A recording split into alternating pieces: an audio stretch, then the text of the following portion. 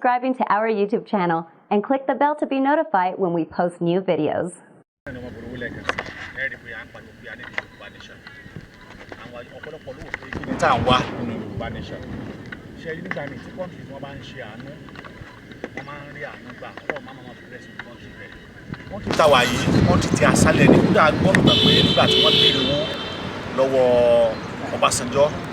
Ó ní pé there is nothing good tó lè come out ní ìlú Asálẹ̀ ẹ wá wò lónìí ìlú Asálẹ̀ ọ̀hún ó náà ní the second home fún àwọn ọmọ Nàìjíríà lónìí bọ́n ṣe wá jẹ́ l'Asálẹ̀ tó wọ́n ń ṣe àánú lọ́pọ̀lọpọ̀ àsìkò Ramadan láwa yìí àtúbọ̀ tó bá jáde tó bá lọ gbà á òun náà ni wọn ò ní fún kí wá ṣe pé yẹn kan ó dàbí tí gọ́ọ̀mẹ̀ntì wọn bọ odidi ìlú kò sí ní gbogbo central mosque tó wà ní ìlú yìí pátápátá ní gbogbo 7 emirates ó ní wọ́n ti máa ń pín oúnjẹ wọn wá ní pín oúnjẹ kí wọ́n pín oúnjẹ ránu wọn ò ní pín oúnjẹ ránu kódà tí ẹ bá wo ẹ̀yìn ní ẹni pé ọ̀pọ̀lọpọ̀ àwọn ènìyàn tí wọ́n ti gba àwọn nǹkan wọ̀nyí lẹ́wọ̀ tó wà ń bẹ̀ yìí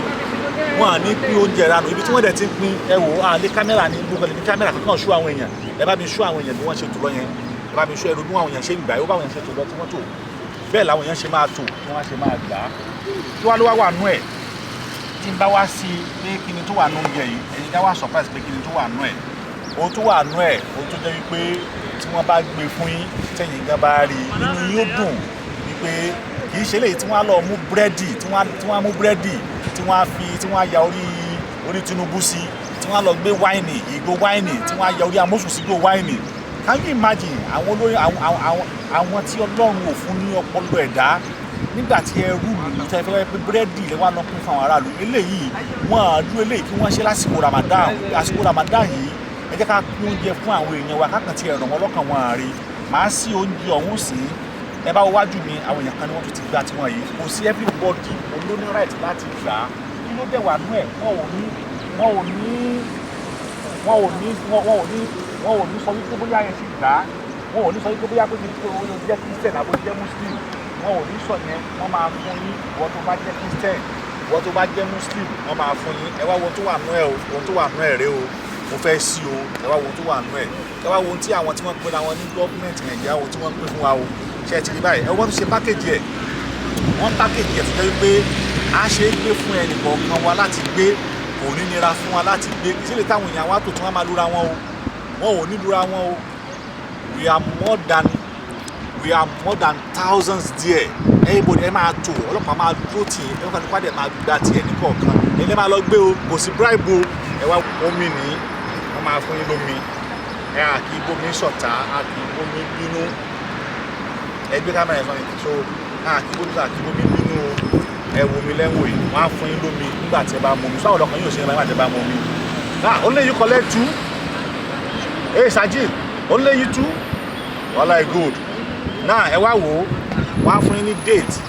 ìyẹn èso tí Ànábì Muhammad sallallahu alaihi wasallam tó ní ká máa yọra bá gbàwẹ̀ wọ́n á fún yín ní date then wọ́n á fún yín ní milk ilé náà pè ní laban wọ́n á fún yín laban then ẹ wá wo ohun tó wà ní oúnjẹ yìí mo máa open rẹ̀ fún yín sìn tẹ́ ẹ máa rí ẹ jẹ́ kí n farabalẹ̀ open rẹ̀ fún yín kẹ́ ẹ rí kẹ́ ẹ wo ohun tó wà ń bẹ̀ pé ṣé rẹ́sì abọ́ kan ni wọ́n yán eléyìí táwọn kan lọ yán rẹ́sì abọ́ kan tí wọ́n yán sí lóúnjẹ fáwọn èèyàn ẹ wo oúnjẹ tí kọ́ńtì máa fún over millions èèyàn ní o millions tí wọ́n àdẹ gbowó lọ́wọ́ ẹnikẹ́ni it is government property ni wọ́n ní app kan pé ìwọ tó bá ń kó fẹ́ lọ́wọ́ sí ní tá à ń ṣe yìí dákun bọ́ba fowó síbẹ̀ àwọn èèyàn dẹ̀ máa dá sí wọ́n lọ fowó síbẹ̀ gọ́ọ̀mẹ̀ntì àdẹ̀ lówó yẹn bó ṣe yẹ kí wọ́n lò ó ẹ wá wo ohun tó wà ń bì this is the reason why ta sọ pé a ní di Yorùbá nation kò sí nǹkan méjì torí ká lè bá àjẹgbádùn eléyìí táwa gan jẹ lókèrè ni ẹ wò ó mo fẹ́ sí kẹrí ẹ wò ó ṣe rí tó wà ń bẹ̀ kì í ṣe pàwọ́ wọ ráìsì o kì í ṣe pàlábà ráìsì ló wà nú ẹ o tí mo bá rọra fọwọ́ rí báyìí wò ó ẹ wá wò ó ṣe ti rí kì í ṣe pàlábà ìwò ẹ wo dídí ẹ wo tí wọ́n gbé sí ẹ wo almost like a chicken half of chicken olówó à ń bẹ half of chicken olówó à ń bẹ kì í ṣe pàlábà rice ìjọba ìsẹ́yìn nílé jẹ bí wọ́n ṣe máa pín fún everybody nìyẹn wọ́n ṣe máa fún kíni o wọ́n ṣe máa fún everybody òun lẹ ti rí òkè wa ló wá dé tí àwa náà tí a sọ pé à ń wá òmìnira bẹ́ẹ̀ bó dẹ̀ ṣe ní àwọn òdúkọ̀ kan nìyẹn nígbà palliative bí wọ́n ṣe fún àwọn ọ̀kan náà ní palliative nìyẹn so tí a bá wá jókòó ká ronú ara wa àwọn ọmọ Oòduà pé kí la fẹ́ ṣe tábàdó ti wípé one Nigeria àti la fẹ́ kó lóko ẹrú nìyẹn ó sì yẹ ká bọ́ kó lówó oko ẹrú ó yẹ ká bọ̀ torí pé irú àwọn àǹfààní báyìí ó ní a ó rí eléyìí ṣọ́ọ̀ṣì ni tó bá wù mí mo lè lò ó káwọn ìbò lè má lò ó tòmátò ata àlùbọ́sà ó ní wọ́n lọ papọ̀ òun náà fi ṣe ṣọ́ọ̀ṣì ẹ̀ ẹ̀yin náà tún wò wọ́n fi ọsàn síbẹ̀ wọ́n fọsàn sí pé tí ẹ bá kẹ́ ẹ mú ẹ̀rọ bí wọ́n ṣe páàkì nǹkan ẹ̀ tí ò dẹ̀ nira rárá so kí wàá la wá ń sọ pé kí gbogbo wa pátápátá ẹ jẹ́ ká mọ̀ pé kò sí ẹnikẹ́ni tó lè ṣe é àwa fún alára wa la lè tún ìbúra wa ṣe o kò sára tán wa ṣe o àwa fún alára wa òun náà ni bí wọ́n ṣe máa páàkì ẹ̀ fún ilé yìí àwọn kan ni wọ́n donate kí nìyí bẹ́ẹ̀ iṣẹ́ gọ́ọ̀mẹ̀ntì dẹ̀ ni bí wọ́n ṣe máa páàkì ẹ̀ òun náà lẹ́wọ̀n ẹ̀ tún páàkì padà báyìí ẹ bá tún ti ẹ̀rí báyìí olómọ́tò ti dé pápá yìí ẹ̀ ti rí báyìí bí wọ́n ṣe máa gbé fẹ́ni kọ̀ọ̀kan lélẹ́yìí kí wàá ló wá dé ta sọ pé ẹ fẹ́ Yorùbá nation ẹ jẹ́ má jẹ́ ká ṣerú àwọn ọmọ yìí ẹ ní àfẹ́ Yorùbá nation ọ̀nà ẹ jẹ́ ká kàn tiẹ̀ tìbí kankan wò ó a ní minister of works níbo níṣẹ́ tí wọ́n ṣe wà a ní minister of education ọmọ ẹ̀ mélòó ló wà ní yunifásitì ní Nàìjíríà nígbà tí minister of education tí ò bá lè fún ọ tí ò bá lè fi ọmọ ẹ̀ gẹ́gẹ́gẹ́ tó bí tí ò lè ní kó lọ sí yunifásitì Nàìjíríà tó ní kó máa lọ sí yunifásitì ní Amẹ́ríkà báwo ló ṣe fẹ́ ṣe ètò ẹ̀kọ́ tó ṣe fẹ́ da nígbà tí minister of works nígbà tó ń gẹ́gẹ́ ò lè fún yàn ṣẹ́ tó yẹ pé àwọn ará Amẹ́ríkà ló ń fún níṣẹ́ ọ̀nà àti kówó jẹ báwo náà ṣe fẹ́ ṣe tó fẹ́ da ẹni tó jẹ gọ́fúnà lẹ́yìn lórí ó dánmọ́ ẹ̀ mélòó ló fi sí skul tó dán ní Nàìjíríà kò lè ṣe bó ṣe fẹ́ da ọ̀pọ̀lọpọ̀ àwọn èèyàn tá a fi jẹ́ wípé kí wọ́n dipò kan mú lórílẹ̀ Nàìjíríà yìí nígbà tó jẹ́ pé ipò tí wọ́n dì mú àwọn gẹ́gẹ́ ò practice ipò yẹn kò sáwọn èèyàn wọn ń bẹ̀ àwọn èèyàn wọn ò sí àwọn ọmọ wọn ò sí ń bẹ̀ sọ fún àwọn ọ̀nà ṣe fẹ́ da òun náà lè ṣe máa rẹ́lùmí ká dé dìde ta ni wípé ẹni tó wá sọ pé kí Tinubu má jẹ kò sẹ́ni tó sọ pé kí Tinubu má jẹ pírẹsidẹ́ǹtì opinion Tinubu ni pé kún láti jẹ ṣùgbọ́n ẹ̀ lè fọ́ọ̀sì wa pé ìdandan ká dìbò fún Tinubu opinion tiwa náà káwọ́ pé ṣé Tinubu sálẹ̀ dìbò fún because ọ̀rọ̀ yìí ọ̀pọ̀lọpọ̀ èèyàn ló wá sọ pé kí ló dé ṣe bí Tinubu ṣe bọ́ ọmọ wa ni mo fẹ́ bi àwọn tí wọ́n ń sọ bẹ́ẹ̀ àtẹ̀yìn tí mo fẹ́ bi ń léèrè béèrè kan nígbà tí wàhálà ṣẹlẹ̀ ní Kaduna Tinubu lọ bẹ ó lọ fún wọn ní 50 million naira ẹjọ́ nígbà tí iná jó nìbàdàn ní ọjà gbági nìbàdàn èlò ní Tinubu fún àwọn ará Ìbàdàn àwọn tó wà lọ́jà gbági ló fún wọn Yorùbá ní pé tara ẹlẹ́ni lọ́pọ̀ a ò ní rírà tó bá dọ̀ wọn Tinubu ti ta ìrìn ẹ̀ lọ́pọ̀ so ẹ wá dásìkò sí ẹ fẹ́ kí ìrìn ẹ fẹ́ kí wọ́n dìbò fún irú ẹ̀yin tẹ́ ń sọ bẹ́ẹ̀ gan òpònú nìyí because nígbà tí èèyàn mú tó mú sàárè òbí ẹ̀ tó ń bà á jẹ́ ẹ wá ní kò ní máa ṣẹlẹ̀ jẹ́ ok plane já àbí train àwọn Boko Haram wọ́n jíyàn gbé train wọ́n pààyàn Tinubu tó kọrí sí Kaduna ó lọ kí wọn ẹjọ́ ìjàmbá tó ti ṣẹlẹ̀ nílẹ̀ Yorùbá ebi ọjọ́ gangan ní lódìdí ọjà lójó lẹ́kọ̀ọ́ ṣé Tinubu lọ́bẹ̀ kó lọ́bẹ̀ torí pé ó pé àwọn ọmọ ìyá òun àwọn tó jẹ́ Yorùbá fún Tinubu ó pé ọ̀tá òun ni so kí wàá kí náà dára wá láàmú fún opinion ẹni tó bá lè lọ kó máa lọ opinion tiwa gẹ́gẹ́ bí ọmọ Oòduà gẹ́gẹ́ bí ọmọlúwàbí tí wọ́n bí ire tí kì í sọ máa lè opinion tiwa ní pé nìkẹ́ni bọ̀dọ̀ bá fẹ́ jọ gómìnà kó máa lọ jẹ gómìnà ṣùgbọ́n ní tiwa àdìmú kúrò kí bàbá wọlé kó mọ̀ wulẹ̀ sí ẹ̀ka sílẹ̀ Yorùbá kádàrá ẹ̀ ni wọ́n ò pé àwọn Yorùbá wọn àdìbò fóun tẹ́lẹ̀ náà kò sí tó ń ṣe náà tẹ́lẹ̀ gbà tí ò sí mẹ́gan ó gbé 50 million ó gbé lọ Kano ó gbé 50 ó gbé lọ sóòkò sílẹ̀ ìbàdàn ló gbé wá tá a bá dìbò fún yàn bẹ́ẹ̀ kò sí tó kàn wá ṣùgbọ́n opinion ẹ̀ òun nìyẹn now ẹ wá wò ó pé kí Ọlọ́run ọba kó ràn gbogbo wa lọ́wọ́ kì bá da púpọ̀ kẹjẹ ká fara mọ́ òmìnira ilẹ̀ Oòduà Ọlọ́run yóò ràn wá lọ́wọ́ o Ọlọ́run yóò wá pẹ̀lú wa o àdúrà wa ó sì gba òmìnira ilẹ̀ Yorùbá òun fẹ́ kí ìwọ àti ọ̀dọ́ tó lóṣèlú fẹ́ lò rántí pé tí wọ́n bá lò ẹ̀ tán wọ́n máa dọ́ǹpù ẹ̀ náà ni o torí pé nígbà tí wọ́n bá dọ́fíìsì ọ̀hún tán o ò lè rí ọ́fíìsì ọ̀hún wọ̀ àwọn oṣù kó ìbọn fún ọmọ tí wọ́n bí ìwọ ni wọ́n kó bọ̀ fún pé kó lọ máa pa ọmọ ẹni ẹjọ́ tí yẹ pé ẹjọ́ wà ní àdúgbò ni wọ́n ní kó lọ máa pa torí káwọn lè dépò ẹ̀yin náà wá wò ó à ń sọ wípé wọ́n ń pín oúnjẹ kódà Tinubu gan ní ìlú Èkó lásán kó má ṣe ilẹ̀ Yorùbá kó ṣerú ilé kó ṣe ní ìlú Èkó lásán kó jẹ́ pé oúnjẹ rámà látìgbà tí àwẹ̀ ti bẹ̀rẹ̀ àtìgbà táwẹ̀ ti bẹ̀rẹ̀ wọ́n ti bẹ̀rẹ̀ sí ní pín oúnjẹ yìí o wọn ò dẹ̀ pín ní mosque kan o we have over thousands of mosques tẹ́ bá dé mosque ní báyìí bẹ́ẹ̀ ṣe máa báwọn èrò ti bá nìyẹn so kí Tinubu gbẹ̀gẹ̀ kó wá ṣeré lè pẹ̀lú bílọ̀ ẹ̀ bílíìfà kan lóko kan kó wá ṣe irú eléyìí sí Èkó nìkan lásán káwọn èèyàn lọ máa gba oúnjẹ lọ́fẹ̀ẹ́ lásìkò ìtùnú tó bá ti fẹ́ tunu nìkan bí i 5:30 to 6:30 kán lọ máa gba oúnjẹ lọ́fẹ̀ẹ́ kò ní láti gbé láti tẹ Tinubu sí lára àwọn èèyàn ṣe tẹnu kọ sí lára ìwò plane one ní ẹ̀wò wọn àtẹ ẹ̀ka sí lára plane one ní wọn àtẹ ẹ̀ka sí lára àwọn èèyàn ló máa ròyìn ẹ̀ pé Tinubu ló ṣe é wọ́n á ròyìn pé Tinubu ló ṣe é ẹjọ́ ṣẹ́dú eléyìí ní ẹ̀ẹ́rì wọ́n wá pín búrẹ́dì wọ́n á gbé búrẹ́dì 200 dirham lọ́fẹ̀ẹ́ búrẹ́dì tẹ́tí fámìlì kan ò lè jẹ yó wọ́n wá pín fámìlì kan wọ́n wá gbé Tinubu sí lára kí ló dé ẹ ti wá sọ wá di ẹran wọ́n ti sọ wá di mẹ́ẹ̀ ẹ sáà fún wọn lóúnjẹ díẹ̀ ẹ jẹ́ ká ronú àwọn ọmọ Yorùbá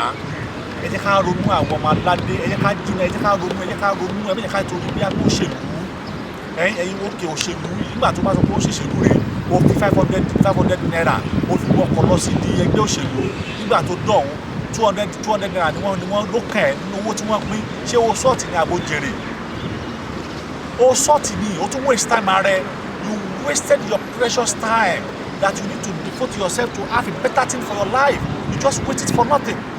because there is nothing you will gain from there. Those people that you are following after they enter that post they will dump you become use and dump. That will be the end of your life, use and dump. When they need you to kill yourself, they will buy a cutlass, they will buy a gun and give it to you. They will now say, go and kill yourself. I wanted to be in a post. Then after you kill your brother, you kill your sister, you kill your relative, friends and family. Then after they acquire that post, you will not be able to enter. They will tell you, you cannot see him at the way you see him before. So why are we disturbing ourselves? Why don't you focus to have our own better nation? Our nation that is full of honors, our better that is full of technologies. People have been dreaming about how Yoruba nation will look like. Why don't you join these people to make sure that we achieve our own aims and objectives to have our own Yoruba nation? Nínú eléyìí ó máa pọ̀ nílẹ̀ Yorùbá tí ó pọ̀ dáadáa táwọn èèyàn máa ṣàánú kódà kì bá jẹ́ mùsùlùmí kì bá jẹ́ kírísítẹ́nì kì bá jẹ́ lẹ́sìn àbáláyé wọ́n á ṣàánú torí pé tá a bá ti jọ wà ní ìṣọ̀kan tá a jọ wà ní ìrẹ́pọ̀ kò sí bí wọn ò ṣe ní ṣàánú wa ẹ ṣe púpọ̀ ìwọ́n tó bá wù mí gbà ọkọ ẹ bá subscribe sórí YouTube channel wa ẹ bá wa kí ẹ bá wa share fún àwọn ènìyàn kí wọ́n lè rí ẹ̀kọ́ kọ́ látara àwọn tá a ṣe ìdí nìyí tí a ṣe sọ wípé a fẹ́ gba Yorùbá nation àwọn nǹkan wọ̀nyí tó yẹ ká máa fi hàn àwọn èèyàn wa àwọn benefit tẹ máa rí. There is a benefit that you will see when you have our own nation. There is a lot of benefit that every one of us will gain when you have our own Yoruba nation. You can now watch and joko bayi. Even though in Nigeria you cannot sit like this, the highest thing you will see the Boko Haram, they will just kidnap you or somebody just come and harass you anywhere because that is country that we are living in. But if you have our own nation, which is meant for our own people who understand our own language, they speak our own language, they eat our own food, our own culture. People that have the same mindset together, definitely we have a way to go. Definitely we will have a peace and we will have a peace nation.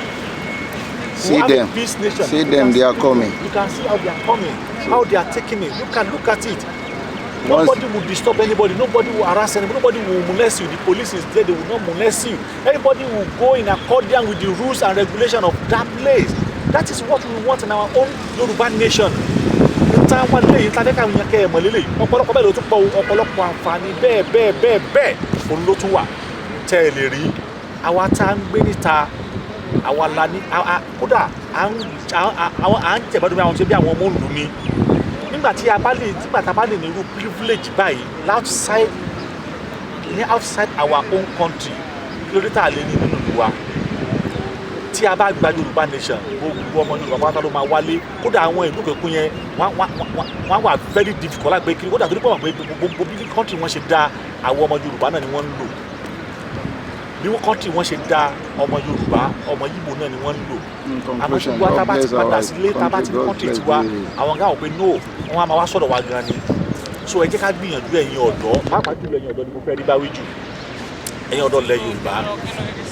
olóṣèlú tó sọ pé kó gbébọn fẹ́ jẹ́ kí ojú lọ́rọ̀ wà olóṣèlú tó fún ẹ ní ọkọ́ àti àdá tó ní kó lọ máa bá ọmọ ìyá ẹja tó ní pé òun torí pé kí òun lè dépò jọ ṣé irú ẹni rẹ lónítàn ṣé ẹni rẹ ní onítàn ní abẹ́ níbi tí wọ́n bí ibà àtàdá tí wọ́n fún ọ yìí nígbà tó bá pa ẹni tí ò yẹ kó pa nítorí káwọn lè gbáyé nígbà tó bá ṣe èèyàn ní jàǹbá torí káwọn lè débi ipò ǹjẹ́ irú ẹ̀jẹ̀ ni tó pa ọ̀hún ṣé kò ní padà sórí ìwọ náà ṣé kò ní wá hàn lórí tiẹ̀ àbí a ló sọ fún ọ pé ìwọ gangan ò lè di gọ́fúnà ta ló sọ pé ìwọ gangan ò lè di president ta ló sọ pé ìwọ gangan ò lè di minister lórí tí ìwọ gangan fara rẹ̀ tó wúro rẹ̀ pin ni nígbà tẹ́nìkan bá ń lu ẹ̀ tó fi ẹ́ ṣe irinṣẹ́ èṣù téèyàn kan ń lu ẹ̀ tó fi ẹ́ ṣe irinṣẹ́ èṣù bí ẹni pé wúro rẹ̀ pin ni bàbá kì bá dáa kó ronú wò pé kò sí táwọn olóṣèlú tí wọ́n fẹ́ ṣe fún ọ pé kí wọ́n bá yí ẹ jẹ́ kí wọ́n lù ọ́ kí wọ́n dẹ̀ tún dọ̀mpù ẹ lọ ibi tí wọ́n bá lù ọ́ sí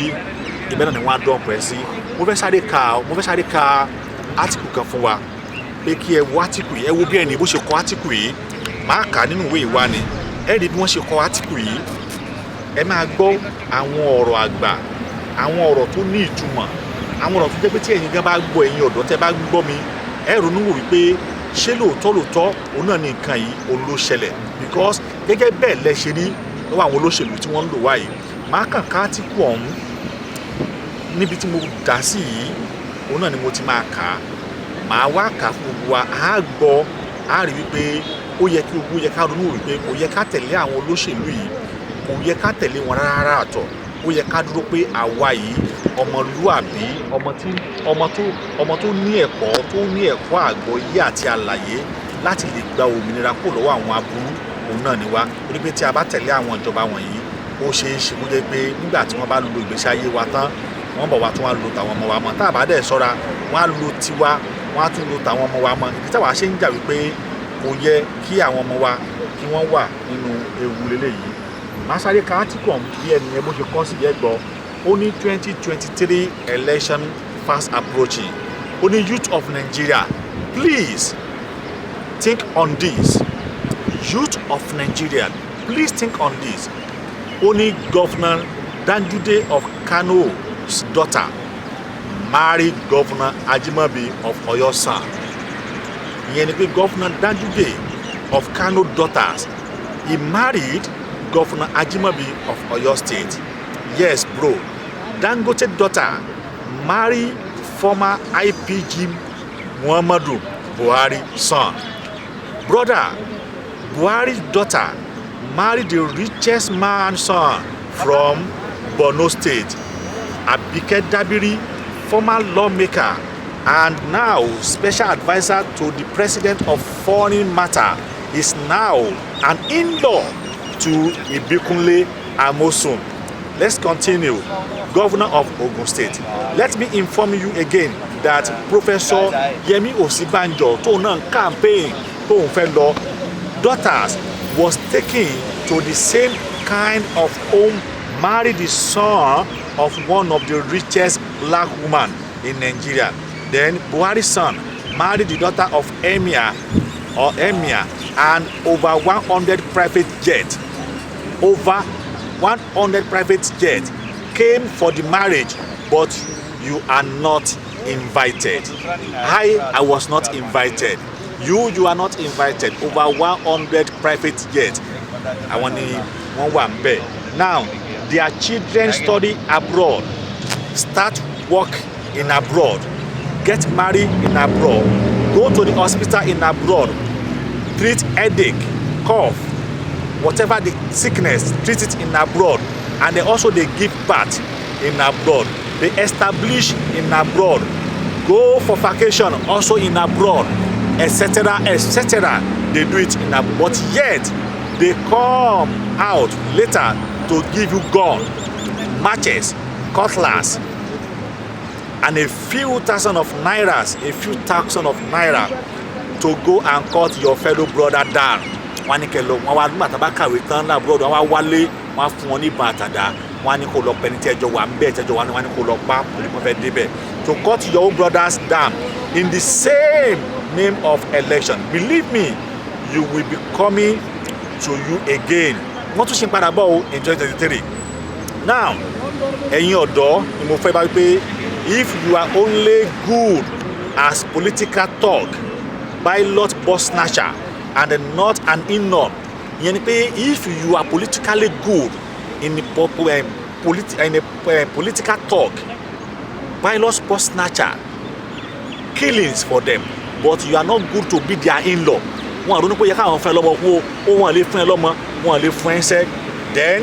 now look at what will happen to you. Then you have a problem. Use your brain. Use your brain. Use your brain. Now they are coming back. Saraki is working for Atiku, and his sister Bemi is working for Buhari. Obasanjo is working for Atiku. His son Juman is working for Buhari. Okikpe is working for Atiku. His son working for Buhari.